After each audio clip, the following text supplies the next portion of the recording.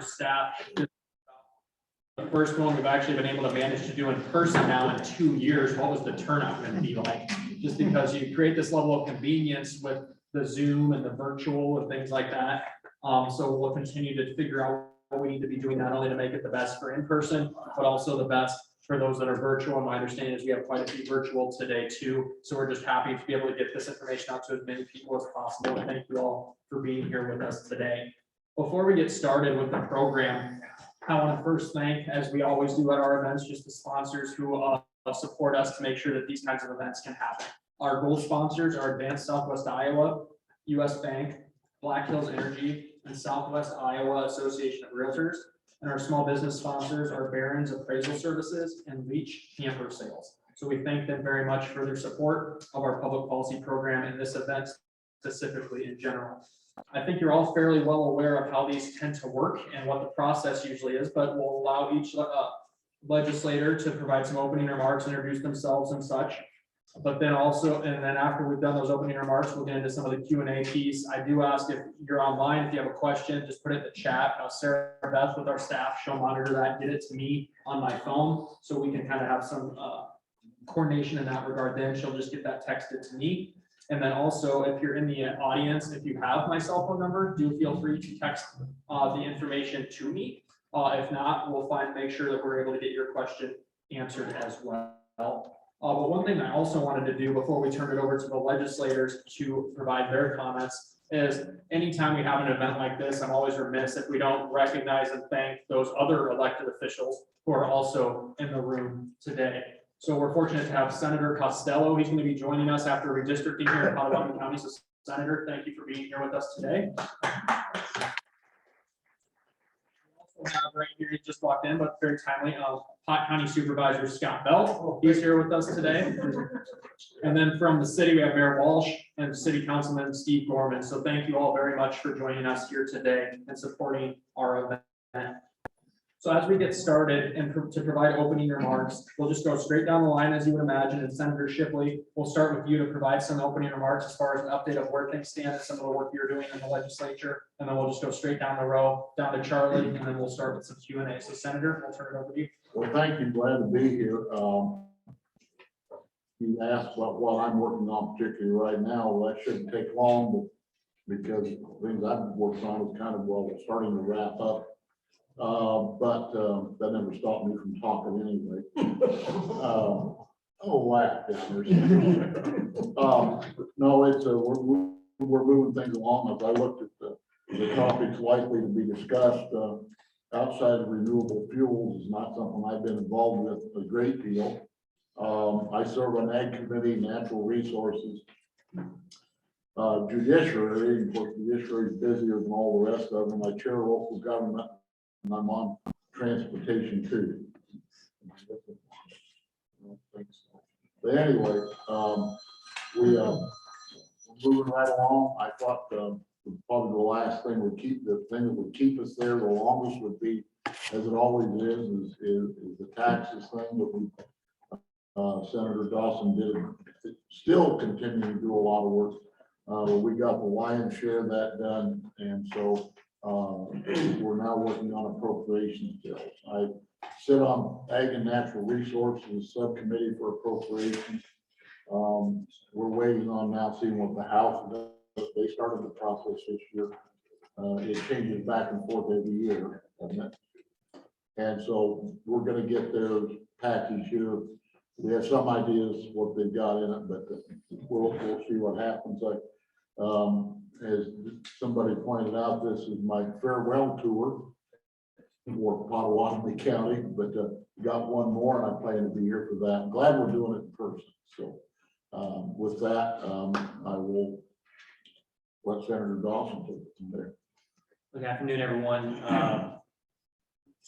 Serve in Tar Lake and mostly Council Bluffs here now, my district covers. Chairman of Ways and Means Committee, Judiciary, State Government, Veterans Affairs, and a couple of statutory committees.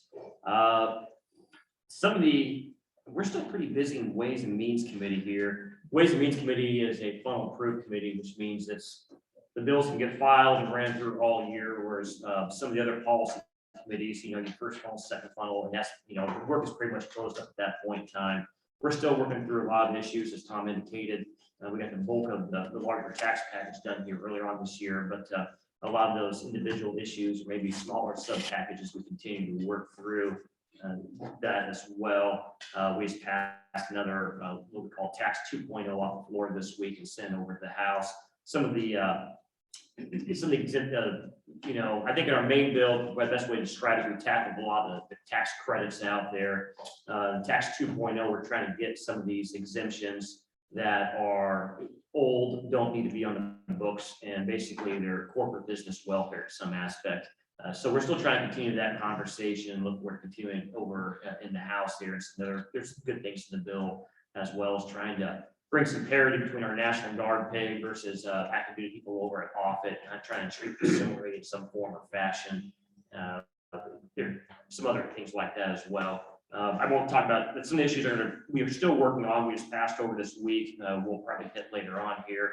The only thing additional that we'll with your committee going to try to get for here next week is the Lake Manoa user permit fee that is set to expire here pretty soon, and we need to get that renewed and update to that program there. And as we found out in the last 2 or 3 years, there's some things we didn't anticipate that kind of came to fruition through that program. So that's going to encompass this bill, another extension, and try to build upon the initial success, or whatever you might want to call it there. So, thank you.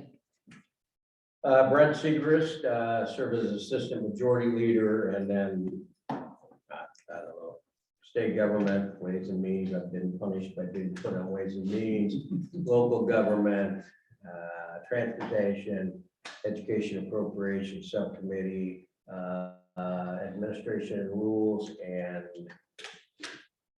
something else. I'm missing one. Anyway, I serve on a lot of committees. And it's been very busy, as both the senators have indicated. There's been a lot of progress made. The goal right now, whether or not we reach it, will be to be done 3 weeks from yesterday on Holy Thursday, try to get out before Easter. We're scheduled to be out April 19th. And Holy Thursday, which we're not going to work on Good Friday or Easter weekend, is April 14th. So it remains to be seen if we'll actually get that done. As has been indicated, the big tax stuff has been done, and so now it's basically down to the budget. Generally speaking, there's 6 appropriation subcommittees that make up the vast majority of the budget, and then there's a couple of other budgets that have to do with what we call the standings bill, which is the kind of the last bill out of the House, which includes all these standing unlimited appropriations. For example, that's where K-12 funding comes from. So that's $3.6 billion that's in that bill. The House has passed, I think we passed 5 budgets this week. I'd have to lab check. We passed transportation. We passed justice systems for the judicial branch, justice systems for the correctional system. We passed administration and regulation. Yesterday, we passed ag and natural resources, and we passed economic growth last night. Dan mentioned Lake Manoa. I did spend quite a bit of time this week working on the ag and natural resources budget, which I'm not on. The bill, you may have heard about the DNR evicting the park rangers from the houses that they have. That's kind of a big issue that I think the DNR has mishandled pretty well. So we did kind of delay that process until I think July of 24.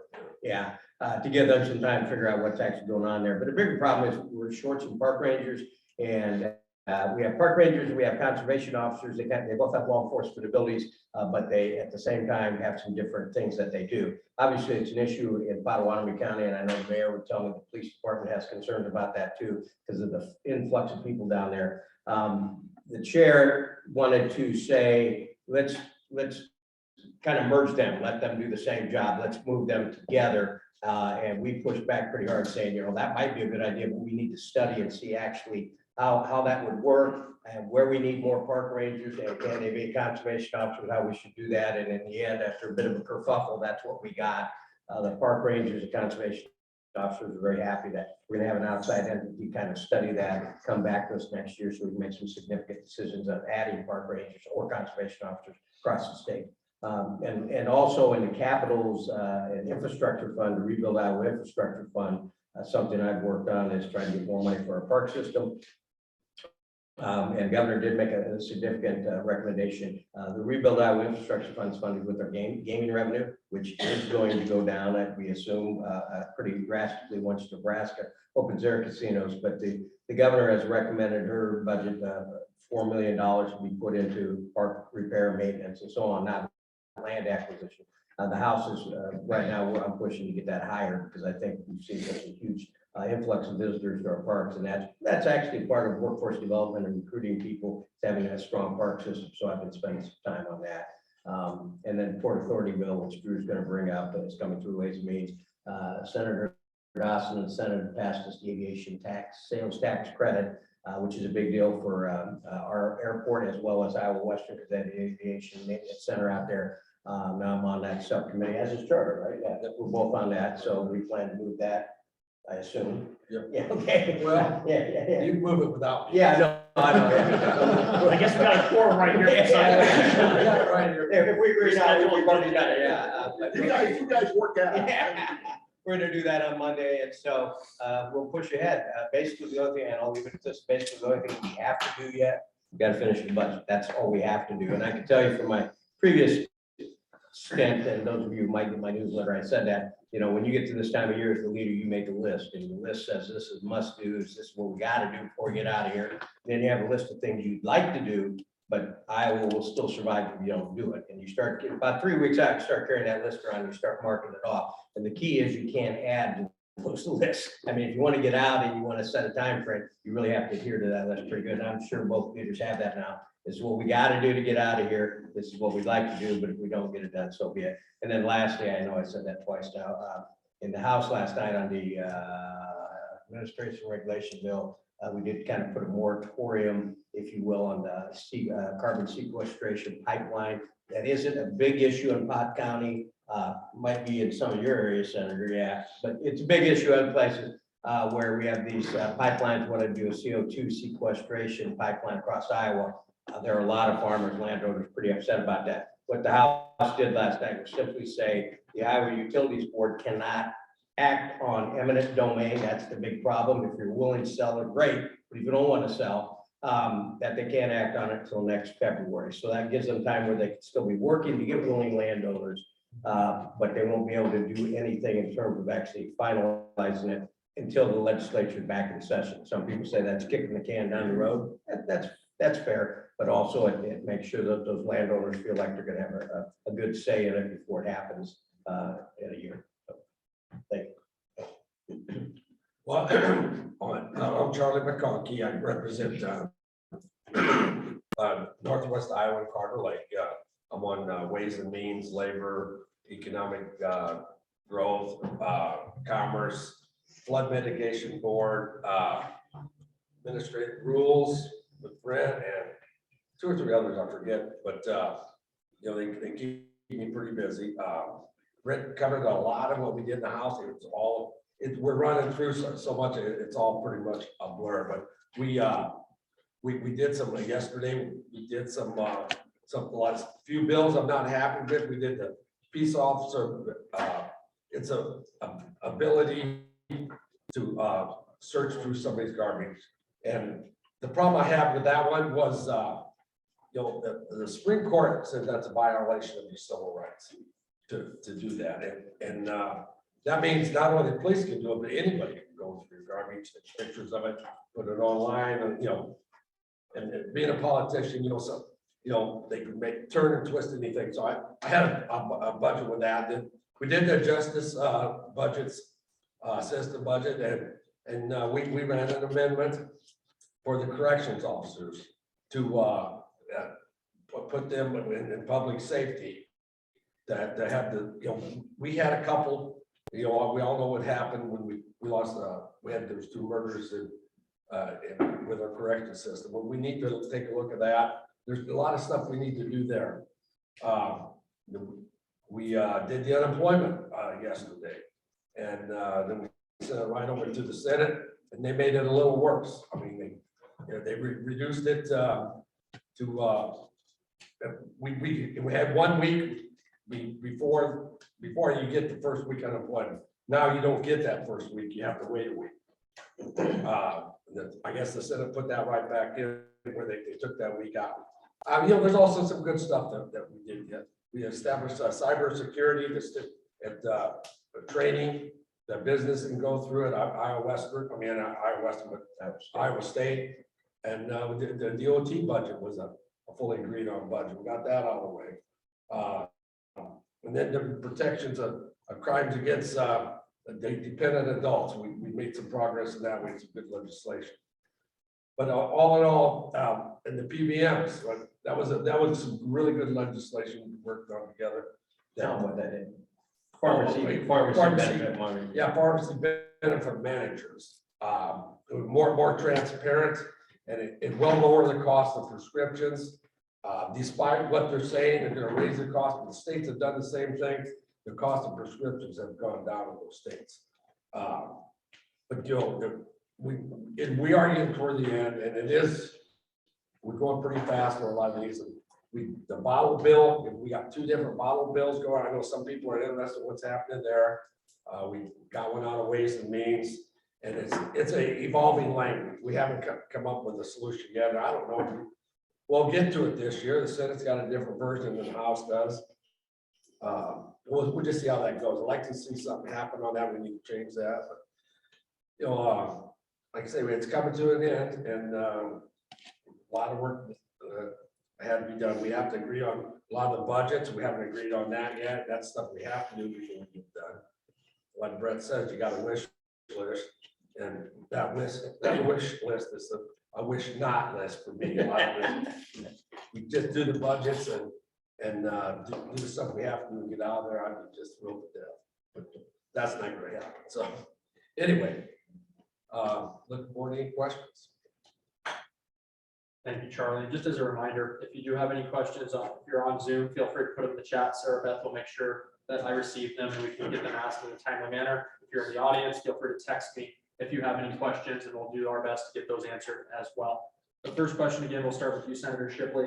And you talked a little bit about the renewable fuels bill. I know going into this session, that was something that was one of the governor's priorities. My understanding is, there still is some work to do, obviously, on that bill before it would pass. Can you talk a little bit about some of the work that you've been involved with regarding that bill, especially with us having Sire here in town? There are some implications as to how that may work well for the state. This thing started last year. It didn't start because when it got kicked off last year, a few of us went down with the governor's office when it got laid out, and my first reaction to it was, this is an awful big deal to try to get done in 1 year, in one session. There's a lot of parts and pieces to this. It's a big deal. And once I was right, so it got worked on over the interim, and came back to us. It addressed a lot of the concerns that people had for small gas station owners. That was probably the most thing I heard the most about. But of course, now it starts getting into fees and so forth, so it's gone to Ways and Means is where it's at. It started in the Ag Committee, and we addressed some of those things. Senator Zumwalt, chairman of the Ag Committee, and they worked on it a lot during the summer. There was a lot of things that were done to help people, but I think some of them still don't understand those changes have been made, but we just deal with that. So where it's at now, I know there's still discussions being held. Some concerns have been addressed. I know Senator Zumwalt said there was an insurance carrier that was concerned with whether these places could get insurance. And apparently, as I'm told, that's been resolved for the most, in part anyway. So you probably have a different take on that. And that's fine. His take would be correct, because it changes frequently. So, but many of those concerns have been addressed. And it's interesting now when we're looking at it with fuel prices being what they are and energy situation in this country, which is never going to go away, and the efforts and the importance of the ethanol industry to Iowa. I've got Sire's not technically in my district. Yes, it is. Yes, it is. Because I was just thinking it might go in the Mills camp, but no, it's on Fox side. I've got 3 ethanol plants in my district, Sire, Elite Octane and Atlantic, and then Poet has the plant about 4.5 miles just from my house. I can see the steam going every morning when I step out the front door. And it's a big deal. It is a huge deal. And it's not just for fuel, but it's been a big deal for the livestock industry in Iowa too, especially the cattle segment of things.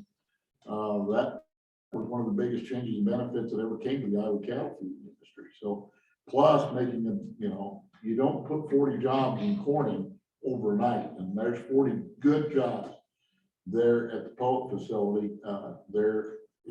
Well, it's kind of in Brooks, but Brooks isn't incorporated, so they got to give it an address of its Corning. But plus the local grain market, it reaches out. It's got a lot of fingers to it, not just in fuel. So as a fuel source, so I will let Senator Dawson take it from what he grins at me, so I know there's something I'm going to learn here too. So.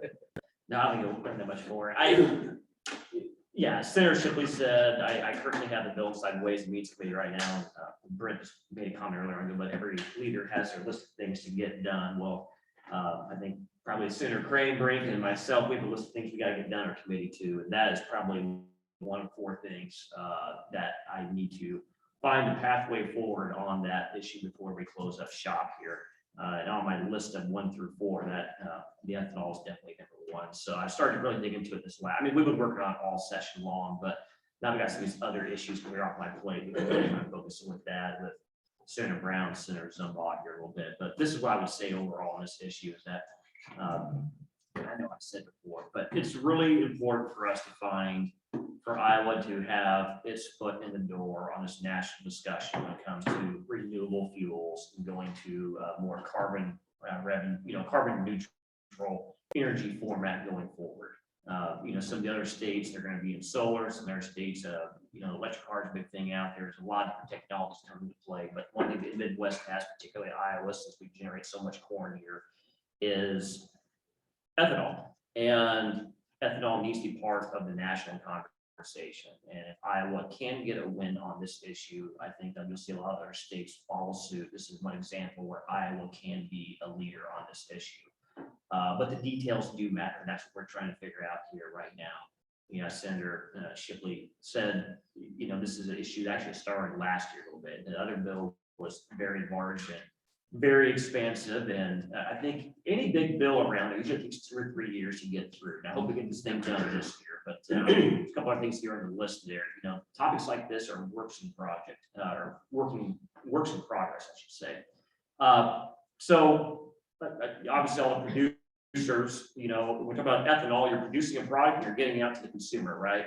Well, during that stream effect there, we have the retailers there, which is some of your gas stations. And there has to be infrastructure there to support this initiative. And I kind of described it like this. I think the Farm Bureau was up at Capitol on Wednesday or something like that, trying just the dynamic here. I talked to some farmers and I said, if the EPA came down and said that, we're going to do this, this, and this, but we have a waiver and there's some enforcement mechanisms that would cause a lot of agriculture folks to have some concern, like slow down here, let me see the devil in the details. Well, the same thing for the retailers here as well too. The waiver system is much stronger than it was last year, stronger to the benefit of the retailers, right? But there's a lot of concerns as well too, because this flip is projected to switch in 2023. And with the supply chain problems right now, the question for a lot of these retailers becomes, there's a natural cycle when they dig up the tanks. There's a natural cycle when they have to replace their dispensing, their dispensers there, these lines and everything. And it's easy for the state to say 2023, on the switch, there's a waiver, but sometimes some of these stations will have to actually just dig up the concrete on their own, besides this bill there. And the concern is that what's the supply chain look like? Does that impact me? It might be penalized, things along those lines. As well as there's, the classic mom pop versus the large retailer discussions out there. There's, I think, about $5 million allocated to help retailers out, upgrade their infrastructure. But what's the difference between a large corporation getting to hand that pot and versus the 2-person or the 2 gas station mom and pop retailer, right? So those discussions we're having as well too. Is maybe there's a way to focus those $5 million more towards individuals that need the most, as opposed to, a larger scale retailer that can, scale up if they have some money to do that. So that's what we're working on right now. I do think we can get a solution going forward. And I think it'll be something that everyone can come together on here, but more to follow on that. I do think, I've told everyone, I think it's the best way to get saying, it's best for Iowa if we can find a solution this year, and then let our federal delegation and, let our governor and everyone else take this to the national level. Whether it be, the current president or former president. Iowa seemed to kind of hit some snags these last, multiple administrations when it comes to ethanol being part of that national dialogue. I think this would help kickstart those conversations.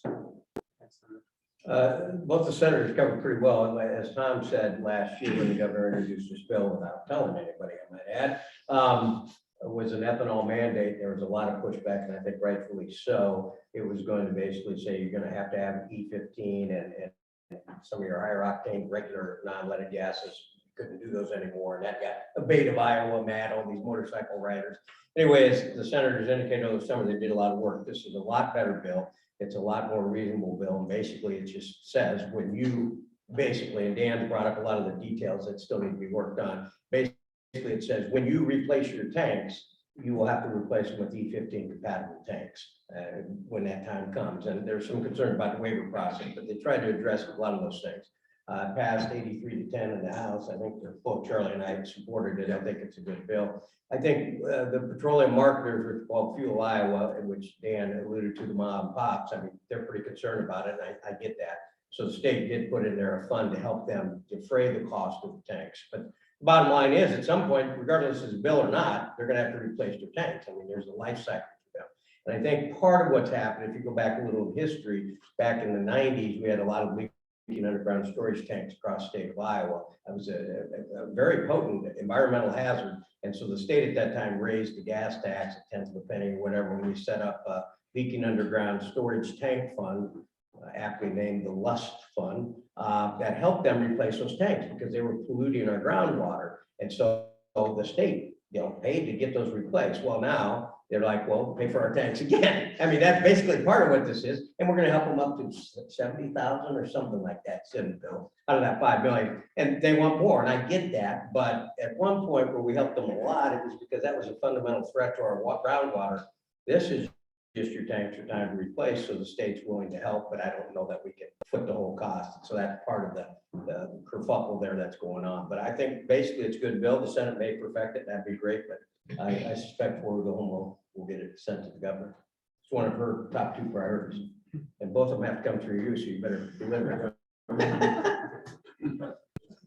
Yeah, everybody did. It was, guys covered it quite well. And one of my concerns, I voted for the bill, I still had concerns with it, was I didn't want the big stores, the big retailers taking all the money available and replacing their tanks. And we needed it. I'm glad we did what we did to help the smaller retailers to do it. And it's like they say, it's not a mandate anymore. When it comes time to replace your tanks, can do it. And the smaller retailers can afford that. I mean, that's what it is. I think it is a good bill. I believe we'll get something done, but we'll put it on Dan.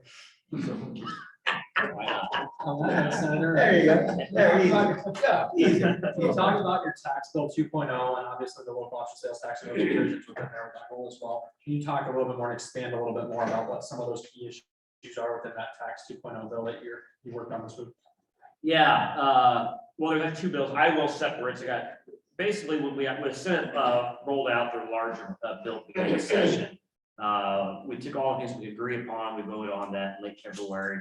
And then things that needed more conversation we picked up on, I filed 2 different bills. And the reason why I did that is, as an example, this week when we ran the subcommittee on I-Will, we heard some things brought up and some questions there that were never brought up in the larger tax bill, right? Once in a while you can kind of break things out, you can get some more scrutiny and make a better product in the end.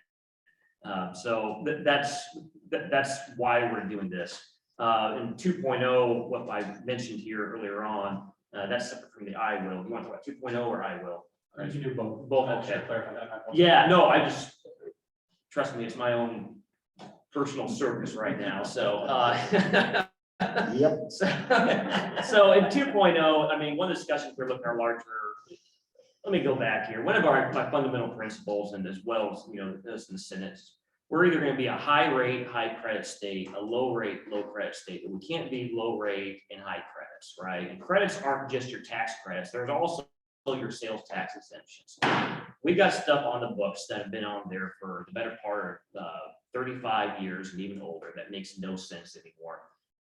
And so those are nothing more than corporate welfare. I mean, you can, whether it's a credit or a sales tax exemption, it's still, it's stuff that doesn't make sense as we drive our rates lower.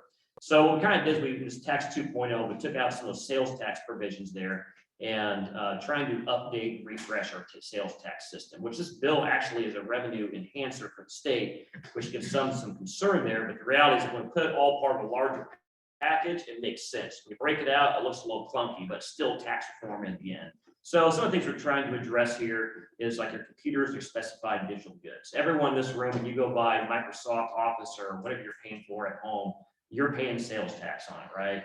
Well, this is stuff that was put in the code years upon years ago when computers were something new, right? And it was just a project in the legislature not be able to do holistic tax reform. So let's do this exemption here. Let's do this there, right? It's just junk that stays in the system forever. And everyone gets used to that junk. And then we start plowing rates forward. Everyone wants to keep the junk, but there's really no justification for it. So whether it be sales tax on your software, for some certain entities, and that's funny, like not all the entities get the same sales tax exemption, or computer peripherals, which has been on the books since '84, that no other state of the streamlined states have. I mean, that's just welfare that's got to go. So that's a big chunk of the bill, is to eliminate those things, but also to bring down rates for some entities that we weren't able to do in the first place. We have this classic fight between the banks and the credit unions all the time. And so what we try to do in 2.0 is address that fight once and for all. So all those sides will go back and go to their own corners there, and we can move on to some other business. We do some other things, but we do some positive things for individuals as well too. Comes to maybe that, we talk about childcare all the time, right? Well, in the end, all this stuff is cost out of families' pockets. So we take off the sales tax currently right now when it comes to babies' diapers or senior citizen diapers. That's about $10 million a year Iowans paying that. We remove the sales tax on that. So we create some exemptions, but we actually wipe away some stuff as well too. And to me, 2.0 is kind of a continuation of that tax discussion. Mentioned earlier on the National Guard thing, back in 2013, Senator Ernst, then state senator, and she was able to negotiate a deal with all parties there. So active duty people would be tax-free on their income. So people at Offutt, it was an incentive for them to come over to Iowa to plant here as opposed to staying down in Bellevue.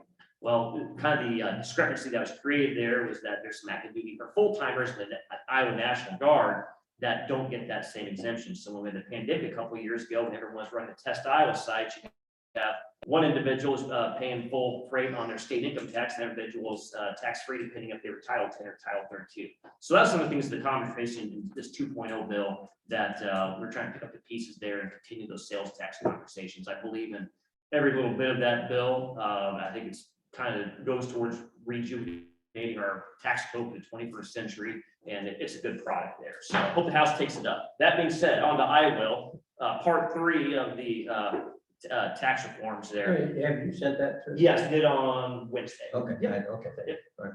It's on the floor there. On Wednesday, Flora. When was Wednesday? Yeah, she saw firsthand what my Wednesday was like there, but we also ran another subcommittee that morning with quite some time, and that is trying to finally fund the trust. Brent brought up, we have a lot of issues in our parks there. And the problem is that we're very dependent on RIF money. One of my colleagues, Rick, said a few years ago, the reality of the state of Iowa is drunk on gambling money. We need to somehow wean ourselves off that and, kind of finally deal with some of these issues here. And so that is the Iowa.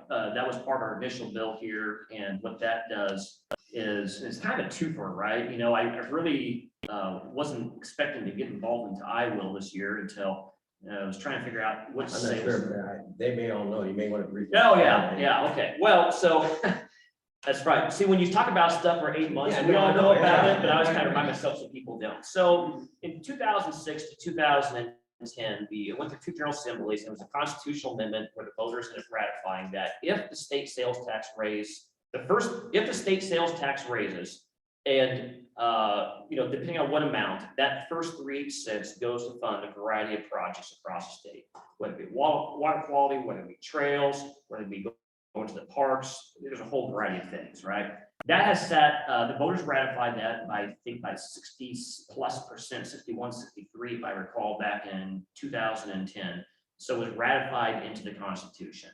And that issue has kind of stagnated out there ever since. There's been a couple of bills that were proposed back in the day to, some ideas to do that, but there's always been the concern of who wants to take the vote on raising the sales tax and everyone's statewide and everything, right? And quite frankly, there's always a competitive issue as well, too. You go across to Omaha, Nebraska here, their combined sales tax is about 7.5%. We're at 7% with the local option sales tax. So we can be very careful from Western Iowa standpoint as to what we do with our sales tax, so we don't begin to price ourselves out of competitiveness in business and everything. Well, where's Matt? Whether Matt wants to, I'm not, he can take credit or blast me for this at the end, but when I was trying to figure out some sales tax policy, we have stumbled across what I view as good tax policy versus finally answering this constitutional question. And the reality is, like, if you look at all the states statewide, there's only about 10 states that have a singular sales tax out there, which is good for business. When you have out-of-state people selling it and people who sell from different parts of the state, when you have these local option sales tax there, it ends up kind of convoluting it. And there's no federal requirement. There's no way we can compel an out-of-state person legally to remit those monies to the local. So we had some good conversations. I started to probe this issue. Matt gave me a bunch of his receipts there for some online purchasing. It was just kind of like it put in front of my eyes, but we always kind of suspected all along. So in the bill that we created here, that I said this on Wednesday, and I will continue going forward. I will be a dog on this bone until we find a solution on this. What we're trying to do is make Iowa more competitive by basically wiping out all those local option sales tax statewide. So it would be a penny. We've lowered a penny, but then we're going to raise the state base up a penny. So one, that would trigger it constitutionally, and two, we would take that penny and remit it from the state coffer back down to the cities and counties. And I full well believe, just some of the initial numbers that we've seen, although it's hard to get revenue to really pin it down, there are tens of millions of dollars out there that we could collect on behalf of locals going to a statewide sales tax as opposed to the current system right now. The only other option, because of the U.S. Constitution, is the feds that get engaged and pass some legislation to compel these online retailers to respect the local option sales tax. But right now, this is our best option to try to collect some more monies as well as fund the trust. So just a little bit more here, and I promise I'll shut up on this, but the issue's kind of stagnated out there a few years, and we had a good, it's probably the best subcommittee I think I've seen. And it was actually funny not funny, but there's probably about 24 people there. And in the end, people, both members of the subcommittee, there was a standing ovation at the end there, just because I think people want something done. There's over 24 different groups that came together back in 19 and 20, trying to kickstart this process again. They said, okay, we understand the old formula, where the monies are supposed to go to is not workable anymore. How can we all come together, renegotiate a new formula to help move this process? So I credit all these groups for taking the leadership role that the legislature wasn't able to the last few years to come up with a new formula. There's still some concerns out there. We need to work through those. But I do believe in the end, whether it's remainder of the session, if you gather 2-3 weeks, maybe it's likely it doesn't happen. But I can guarantee you, we have this bill up here this next year, and we will not get off this there, because the reality is there's great tax policy as well as an ability to fund some of our priorities. I do a quick take on that. Yeah. So what happened is that people asked me, what's your biggest concern as mayor? And I said, it's the metamorphosis of brick and mortar to online sales. You lose all the jobs in your community.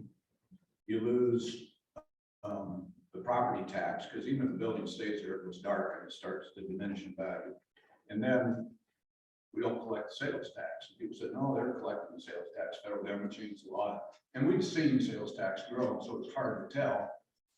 Well, the metamorphosis was happening on one per year.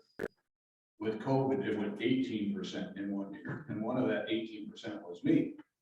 And I'm no genius, but I bought something that cost exactly $100, and the total bill was 106. I said 7% should be 107. So then I started digging out of 16. And I think maybe it was Charlie. Charlie says, you gotta send me some receipts. You can't just tell me stories.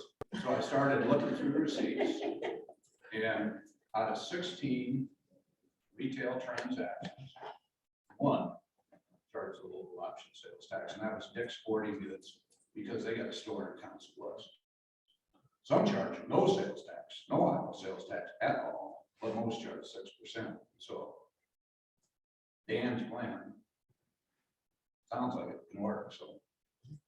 So when people in the League of Cities freak out, they're stealing our local option sales tax, I said, hold on a minute, there's more in the story than just tax. And that's incumbent upon me to try to work through them over the, and get to a better resolution. I think we can.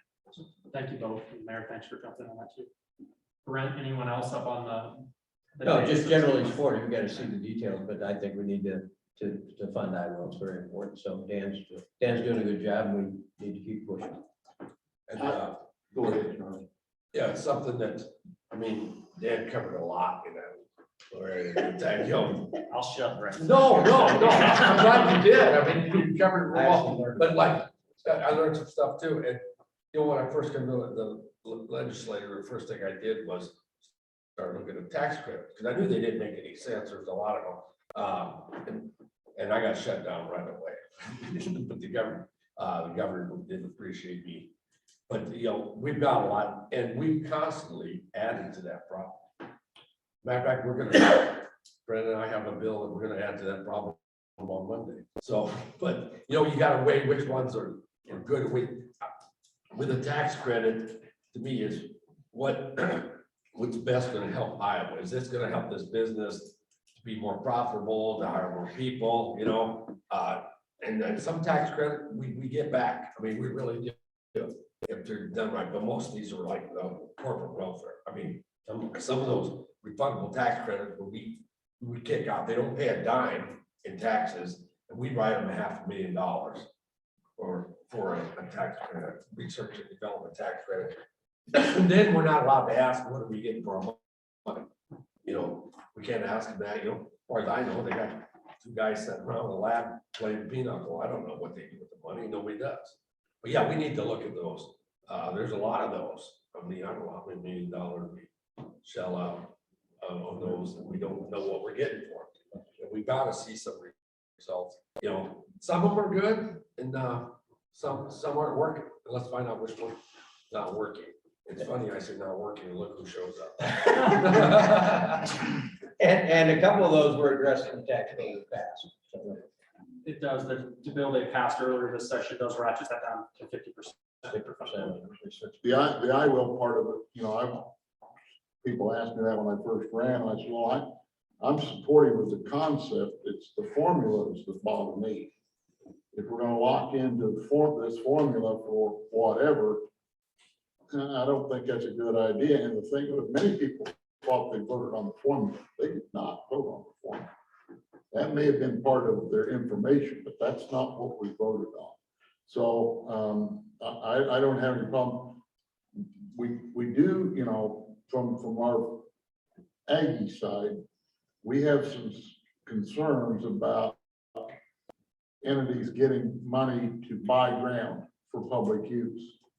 And the competitiveness part of that, are they going out to compete against a family that's going to try to buy 80 acres or whatever to expand their operation? Are they going to have to compete with the government? That really gets problematic with some people. Now, does that happen a lot? Well, I dare say it probably doesn't, but it only has to happen once in your county, and the fires really get lit. And in my new district, that did happen once down in Ringgold County, and it wasn't the DNR bought it. It was another entity who then in turn sold it to them. We had a bill that didn't go anywhere, but man, it generated a lot of emails. I couldn't delete them as fast as they were coming in. The county conservation. Well, yeah, county conservation and DNR, the limits on what they could pay for that. And but it did get people's attention. I do know that. So as far as I hope we can get something done with the I will, because I think there can be a lot of, because I appreciate parks, both state and county conservation parks, and any improvements we can make on those. And some of those other things, nobody likes the outdoors any more than I do, but there has, you know, I found it interesting that most of the emails I was getting from these people on this land purchase deal, whatever, most of them were vehemently against it. Weren't coming from the rural folks. It was coming out of Omaha, it was coming out of Des Moines and Ames, and Iowa City, Cedar Rapids, and a few from Council Bluffs. But the rural people didn't seem to be too upset about that notion. And some of those people would be theoretically the ones selling it at the higher rate, and they weren't being impacted by having some kind of limitation put on what they could sell it for. So I'm anxious to, you know, I'm glad to hear we're making some progress towards it, getting some things done. And yeah, it's been sitting there a long time, but both parties have had opportunities to do something about it. It's not like it's just been us the Republicans standing in the way or whatever. It's been something that's been pushed down the road for a long time, and hopefully now we can get some resolution to it. And a follow-up question, there are some communities that have local options, some that don't. Is there a roundabout number, is the number known, especially Senator Dawson, for you on this, of the percent of population that live in those areas that do have local options versus those who don't, or the number of communities that do not? Percent of population, I don't know that number, but there's about 50. So there's about 55 subdivisions of government that do not have local option sales tax, which is about 4 counties and I think 51 cities. I believe that 55. Most of those are out in the rural, unincorporated areas, are a very small entity. The biggest one would be Iowa City, Coralville. All of Johnson counties have local option sales tax. At Pot County, the only entity that does not have local option sales tax, it would be Shelby, Iowa, right? Everyone else here has the local option sales tax. That's pretty much for most of Western Iowa. So 55, 4 counties, 51 cities, then those 4 counties. I figured you might know that. So Brent, we will jump to you, and this is an issue that really started with Senator Dawson and Senator Schultz over in the Senate with the Port Authority bill. And obviously now you're well aware that I've been interacting with you just as much as I was with Senator Dawson. That was the balls in their court. But can you talk a little bit about the status of Port Authorities and the House Ways and Means? As most of you know, if you watch any of the videos that we do every Friday, we've talked a lot about that and the importance we think we can have our regional development piece here on both sides of the river. So I just wanted to get an update from you, Brent. Yeah, I think it's passed the Senate 49-0, but as I'm sure they say about the House, when we pass it unanimously, that doesn't mean anything. But the Ways and Means chair is skeptical of the bill, basically because of opposition from the Farm Bureau, which, as Drew has pointed out, they haven't registered on the bill, so it's a little untoward of them to be lobbying the chair against the bill. They haven't registered against it yet, but hopefully they will do that. At any rate, the update is I spent some time yesterday with Chairman Hine on that bill, and I worked with Dustin Miller, who Drew knows is representing their interests on that, and they have indicated they're willing to make some changes if need be to try to get Farm Bureau off the dime. And so the chairman asked me if they would be willing to sit down with him, me, Farm Bureau, and Dustin Miller and talk about the bills. See if there's some middle ground there, and we agreed to do that next week. So I'm pushing very hard to get a subcommittee scheduled on the next week. The Senate's already passed it, but Farm Bureau is the one's holding it up, and I don't think particularly for any strong legitimate reason. And they maybe might have done that in the Senate if they thought it was that bad. So the update is we're trying to get them together hopefully by Tuesday, sit down, talk about it, and then subcommittee, see if we can keep it moving. Yeah, I was on that Port Authority last year on Ways and Means, and so I know what it's about. I don't know if the bill's changed much since last session. There's been some changes. That was Has there? Okay. But yeah, it's a good bill. I think we got bipartisan support on that. Here's the problem we run into, like with Farm Bureau, a lot of times with some of our good bills they get. And I don't know why. I mean, I don't want to say anything bad about them. yeah, well, it's a good deal. Yeah, I'm retired. They don't talk to me anyway, so, but I don't know why. But yeah, I think they have stood up and stopped a lot of good legislation.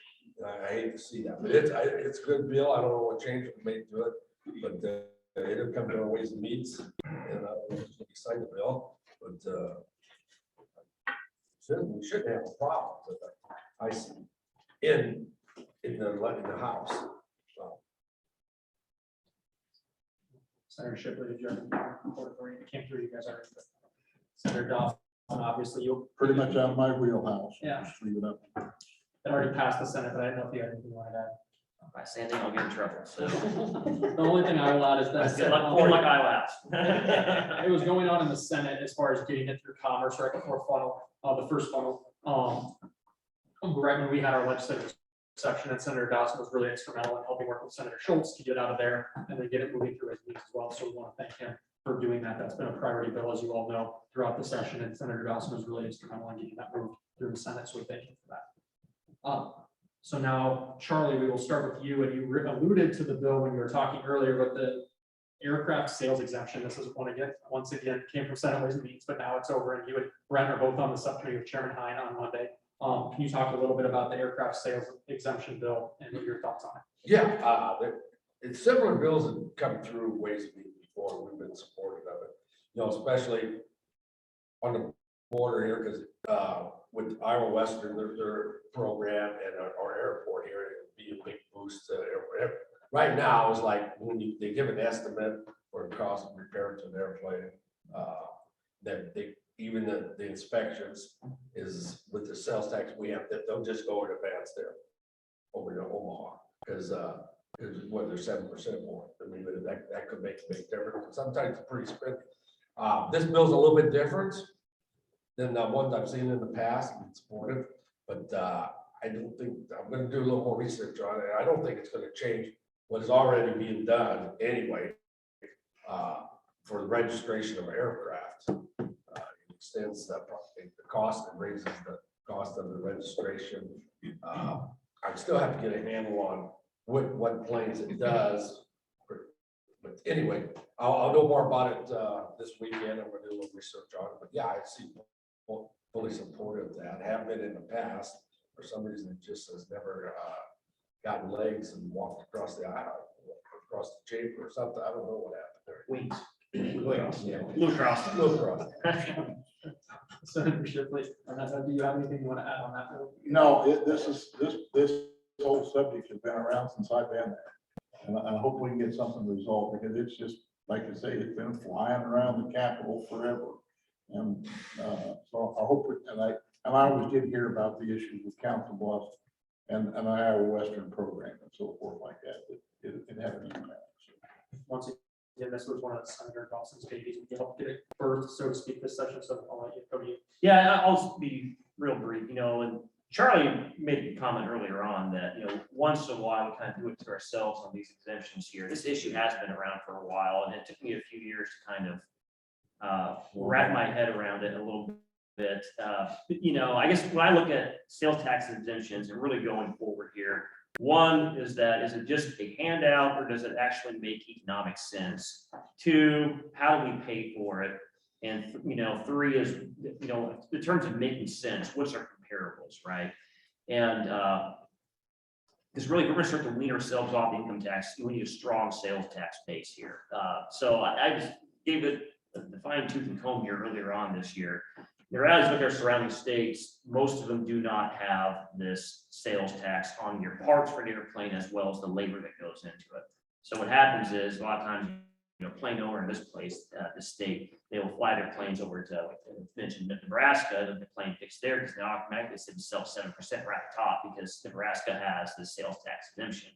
And really kind of did it for me in some aspect was looking at South Dakota, that has no state income tax. They actually had the sales tax exemption as well too. So we have a sales tax exemption there in place that, you know, is probably counterproductive to our job picture here in Iowa.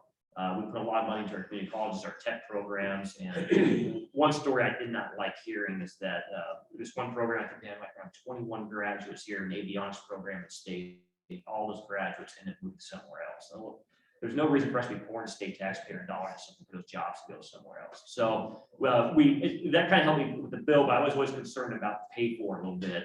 As we probe this issue a little bit further, there are certain people who, my best example is you go down to a car dealer south side of town, a lot of times people will throw dealer plates on the cars and you drive around for 2 or 3 months at a time, and they'll do plates, they kind of avoid the registration fee.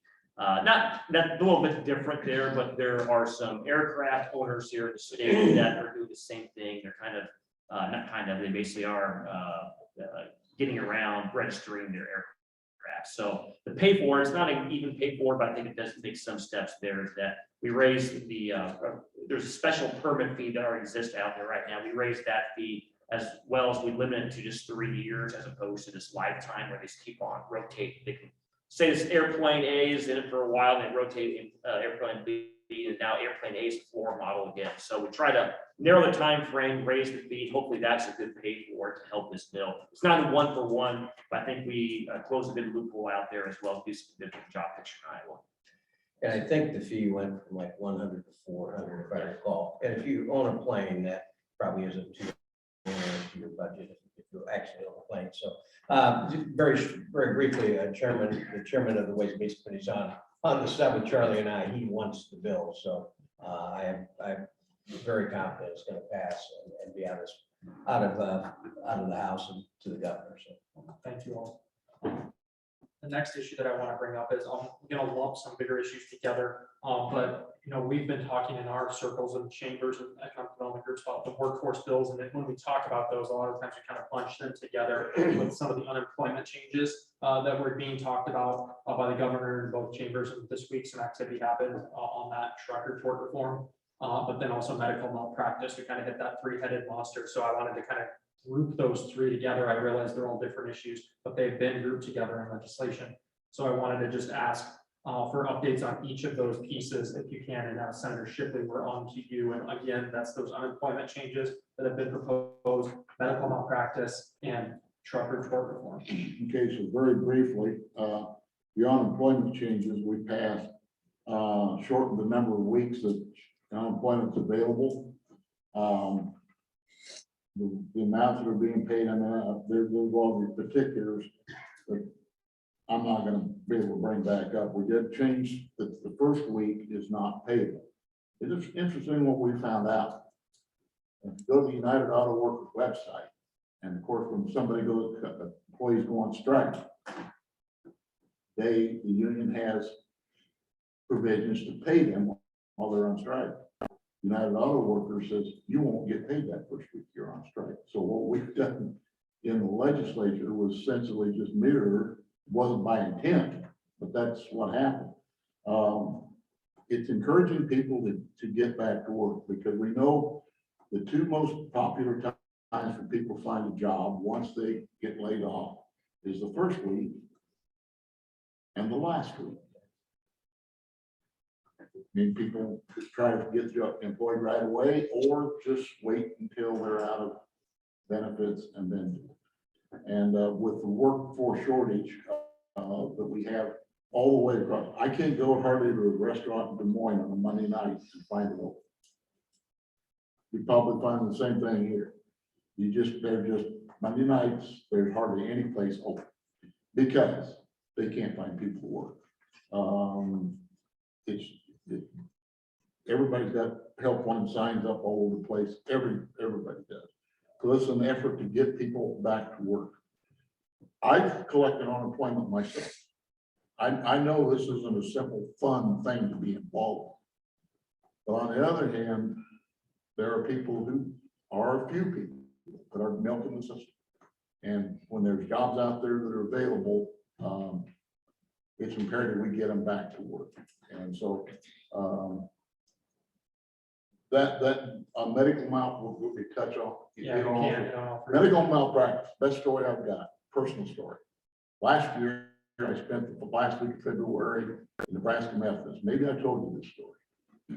Because they found that I needed, that whatever the issue, doesn't matter. Yeah, but it was my head, so you can go from there. But when I left the Red Oak Hospital, it took a long time to get out of there because they were finally a place to put me for the weekend.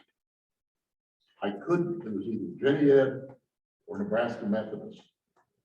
Hospital in Council Bluffs could not guarantee that they'd have a neurologist around for the weekend. Omaha, not a problem. Now let's think about why. We know people in the medical field told me why, because for that very reason. So it is an issue on healthcare. And I had a doctor who had to go through a whole big mess, and he was very much in favor of changing medical malpractice. And it's not what everybody is told. The people are, if you have a serious, egregious thing happen, there are avenues. It's not like you're going to get cut off after you've had a real tragedy. Trucker tort reform is not something I'm real familiar with. However, we do have a couple people in our caucus that are extremely familiar with it. And all that stuff goes back to being able to hire people and what they can get paid, freight rates, the whole 9 yards. But that's something we're gonna look at. So, and I told you all I know. Right down the line, Senator Dawson. Yeah, so try to add new stuff from what Tom said there, as alluded to earlier on, House passed version, Senate, I'd say the discussion point between the House and Senate on the unemployment changes right now is this 1 week waiting period, right? I think from a Senate standpoint, one of our, it was included in the governor's bill as well too, is we like this 1 week waiting period for the fact that, to give workforce development some opportunities to weed out some of the fraud up front, right?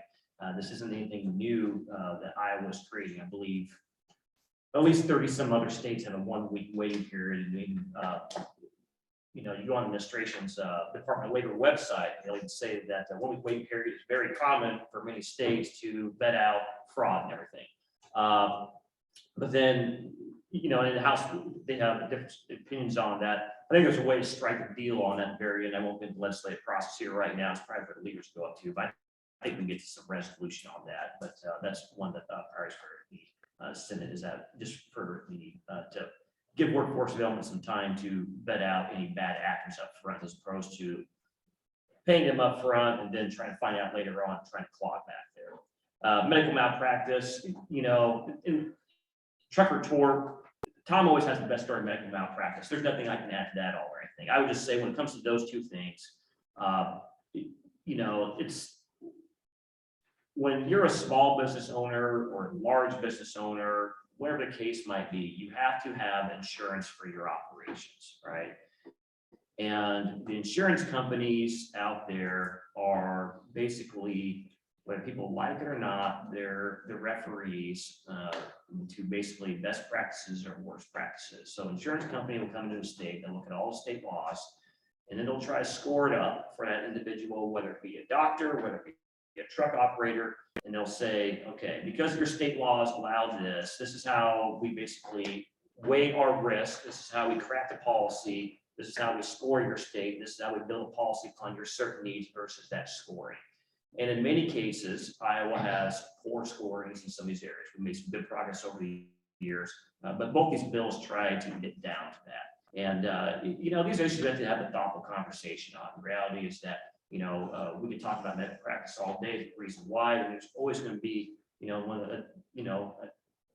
know one person myself has had a very tragic instance on that and everything, but the reality is, like I said, one time as leadership had to make a decision here, and I've always come back to just, council bluffs, to fight for our area. And there's no reason why, when we know we have doctors saying, I'm not bothering Iowa because I'm not messing around with insurance, medical malpractice insurance over there. We got to do something better for our citizens over here. All very, very difficult issues. The unemployment bill, and I'm sure Charlie will have a few things to say about that, in terms of the difference between the House and Senate.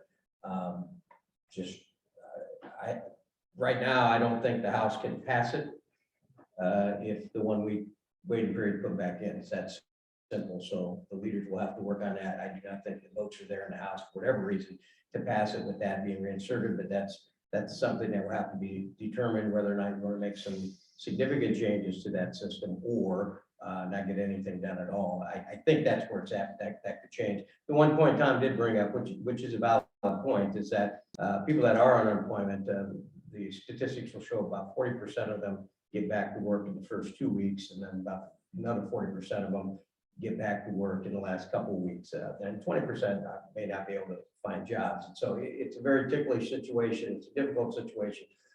In some forms past both houses, I'm not sure exactly where it's going to end up. On medical malpractice, and they both alluded to that, it is an issue in Council Bluffs. Fact of the matter is, Council Bluffs, Iowa has fairly low malpractice insurance rates. Having said that, as has been pointed out, it's got a significant impact on Council Bluffs. So with having to compete against a major metropolitan area across the river. So it's something that I'm supportive of. But medical malpractice trucker reform, the fact of the matter, and I'll leave it at this, is don't have the votes pass it. It's that simple. And I ran into that every once in a while when I was leader back for those years. Every once in a while, you have issues where it doesn't matter how much the governor yells at you and cusses at you, which I've had happen, you don't have the votes. So we have 5 or 6 lawyers in our caucus. That's their livelihood. They absolutely firmly believe putting any limits on even just on economic damages. They're philosophically opposed to it. You can beat the hell out of them. They're not going to change. And every once in a while, you have an issue like that, and you just don't have the votes. And that's where we're at on both of those bills now. The votes just are not there. And I don't know how you get over that, because people sometimes everybody in the legislature has some black and white issues. You know, for some people it'd be the life issue, for some people it might be tort reform issue, whatever it is. You know, I have a few of those, but most of my life in the legislature is gray areas where you try to get something done, but there's some things you just won't do. And in this case, that's what's happening, at least in the House. The votes just aren't there, no matter how much the leaders beat and threaten. That's why they were putting the bills together. You know, one time we had the vaccine mandate stuff with medical malpractice, with unemployment, and with trucker tort reform, this Frankenstein bill, thinking that, well, if we do this, we'll get this, we do this, we'll get that person, and it just didn't work. And so as frustrated as it may be to people that are engaged in these issues, every once in a while, you know, we don't care if it's in the platform, the party platform, we're just not going to vote that way, and that's where we're at with malpractice. Not so much unemployment, although that's still tough, but on those issues, votes just aren't there. And so I'm not sure either one will get accomplished this year. Thanks, Brent. And Charlie, one with you. Yeah, Brett covered it, you know, part of the Torker truck, we don't need it. I mean, Iowa's got one of the lowest, Iowa is the lowest rate for trucking industry in the Midwest. And I think about 3rd nationally in the lowest rate. And then for medical malpractice, we're right there. We don't have the problems with like other states, that we don't have the big lawsuits.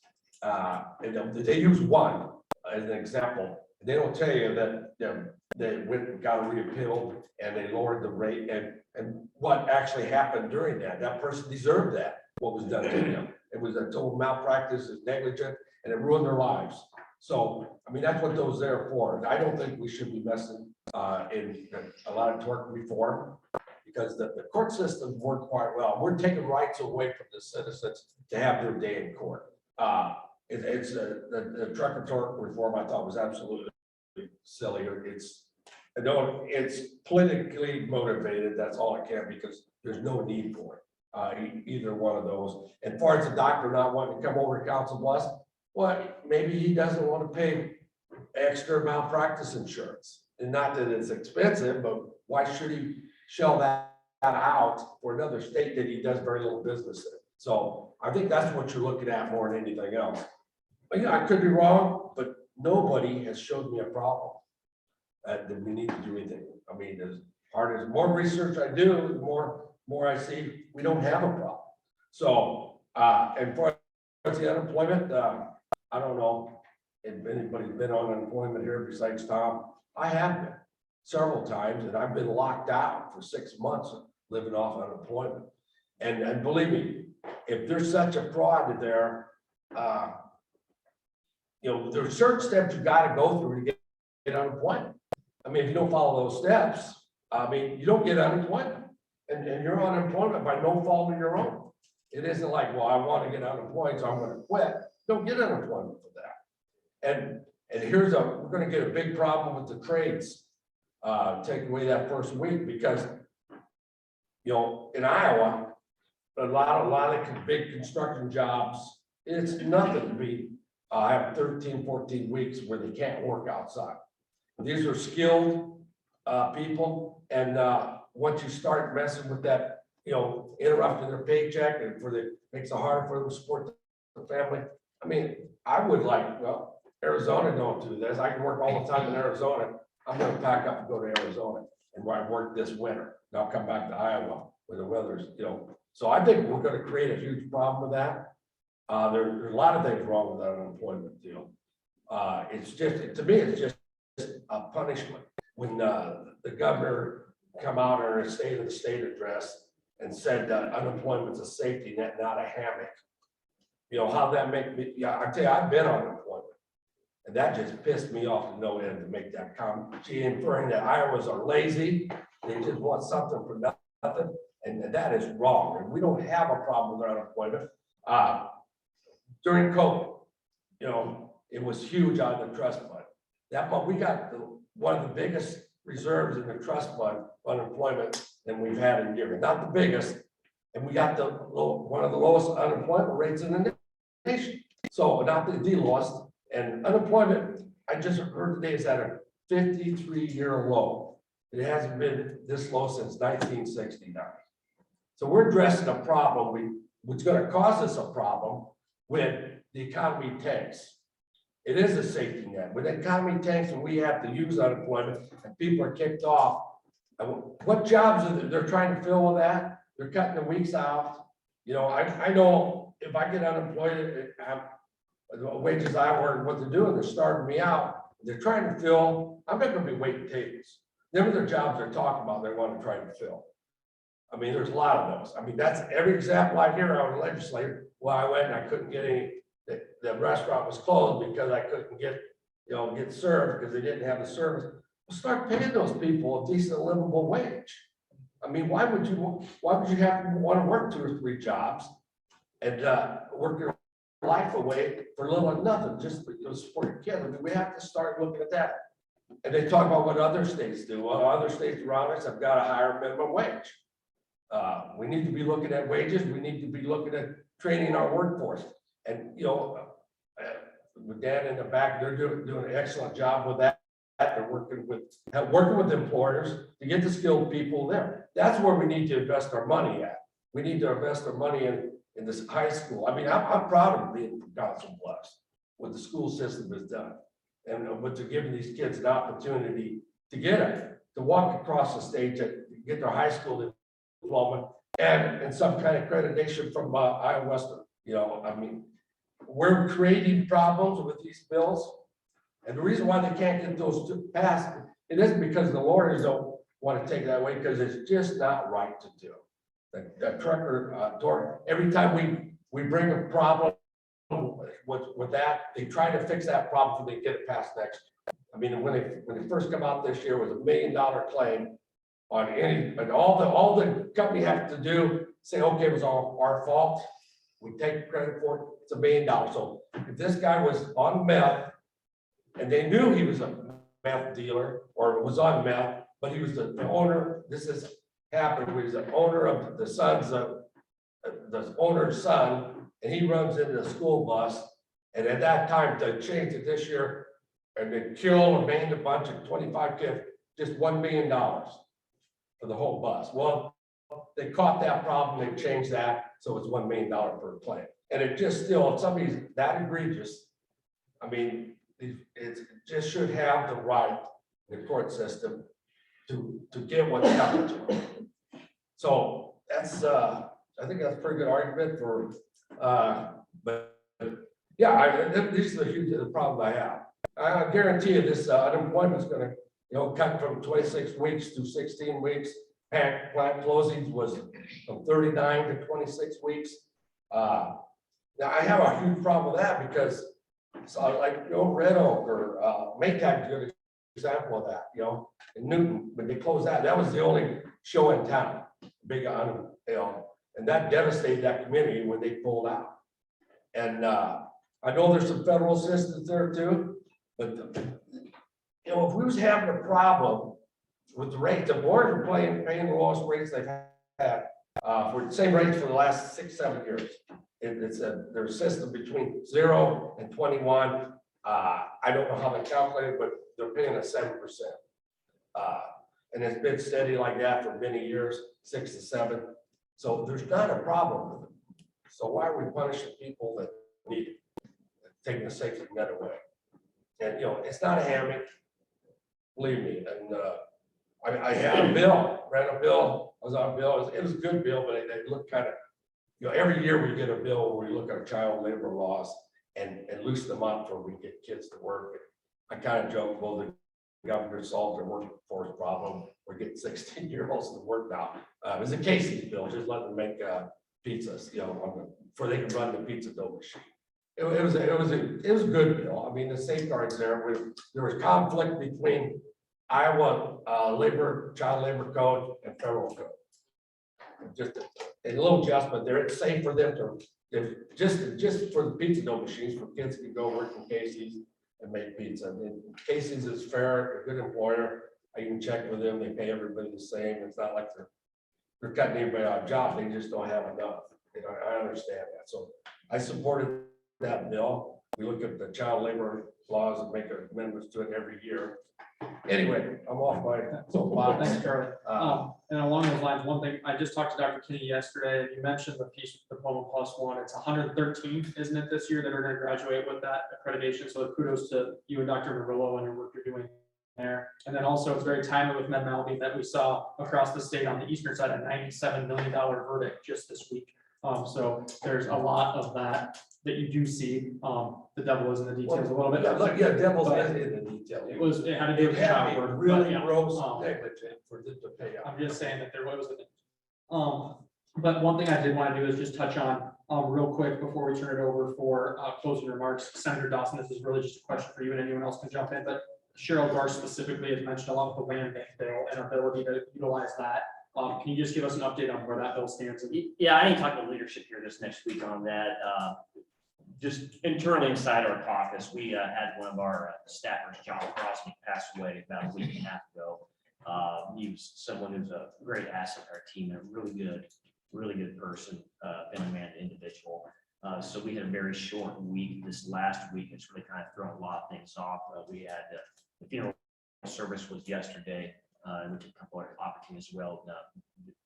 It's been this last week and a half has been a little off internally, so we're gonna get back on the debate calendar track here this next week, and I'll tell Cheryl I'll follow up with that, see what's on the calendar there. But those who don't know Josh, was a really good person, and he did a great thing to stay by. Thanks for noting that. I was not aware of that too. So yeah, happy birthday. That's why there's a little off here in Senate House this week since that's long term things going on. So, yeah. Thanks for noting that.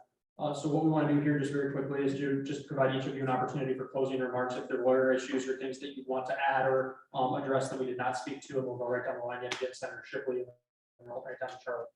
Well, no, I think it's about time for us to get wrapped up. I got another hour and 15 minutes drive home and other stuff I have to do on Friday. Got to prep for your games too. Well, you know, it doesn't take long for me to prep for my games. It just matters to me to be able to stay awake till the end. Yeah, just maybe every time close to it sometimes. But no, we'll be back next month, and if I don't see any of you then, why I want to appreciate the chance you've given me to work in Potawatomi County and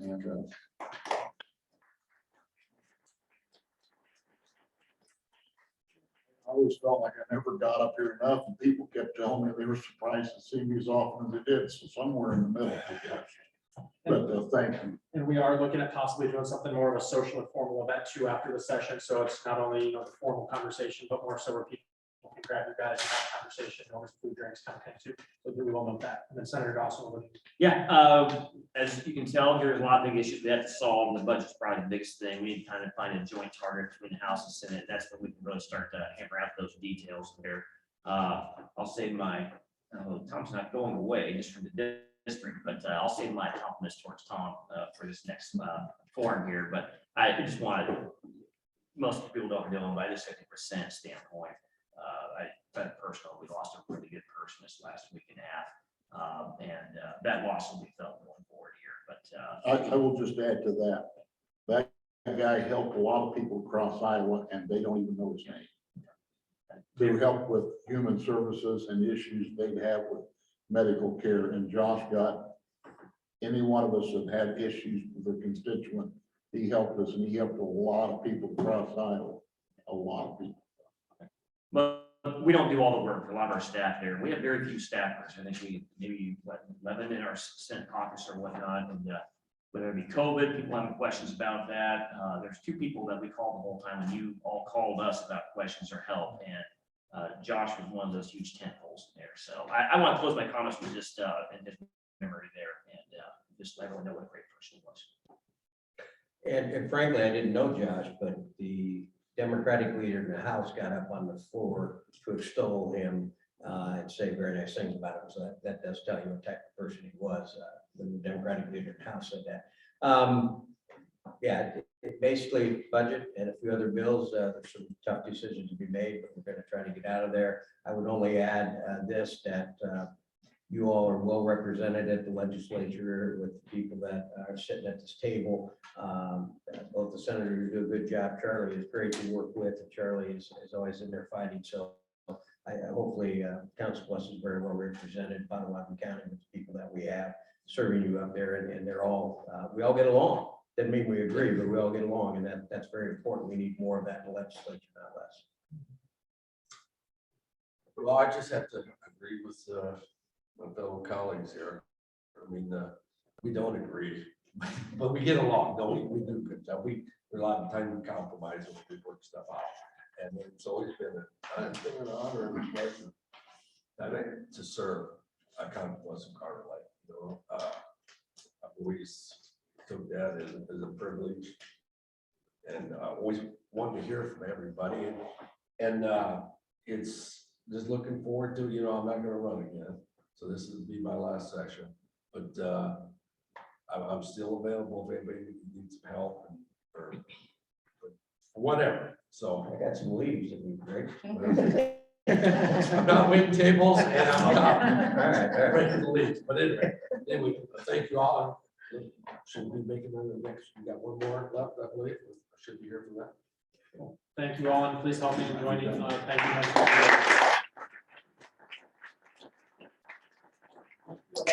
Joining us in person. Also, thank you to all those who joined us virtually. Everyone have a very nice weekend. See you next week. Sounds good.